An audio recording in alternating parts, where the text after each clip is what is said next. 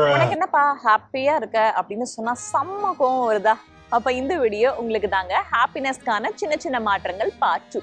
ஒன்னு, over think பண்ணாதீங்க. இது சின்ன சின்ன சந்தோஷத்தையும் அப்படியே கெடுத்துரும். ரெண்டாவது, கொஞ்சம் கிராட்டிடியூடோட இருங்க. அதாவது எனக்கு இவ்வளவு நகை வேணும், பணம் வேணும், இத்தனை வீடு வேணும், கார் வேணும் அப்படின்னு நினைக்கிற நீங்க இப்ப உங்ககிட்ட என்ன இருக்கு அப்படின்றத நினைச்சு கொஞ்சமாவது சந்தோஷப்படுங்க, கிராட்டிடியூடோட இருங்க.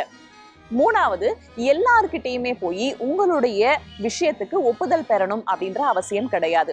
இது கைண்ட்னஸ் அப்படின்னு நீங்க நினைச்சாலும் இது உங்களுடைய இன்செக்யூரிட்டிய காட்ட போகுது. அதனால எல்லார்கிட்டையும் ரீஅஷூரன்ஸ் கேட்கறத கொஞ்சம் அவாய்ட் பண்ணிக்கோங்க. நாலாவது, ரொம்ப ரொம்ப முக்கியம், மற்றவங்களுடைய தப்பை அக்செப்ட் பண்ணி மன்னிக்கிறது.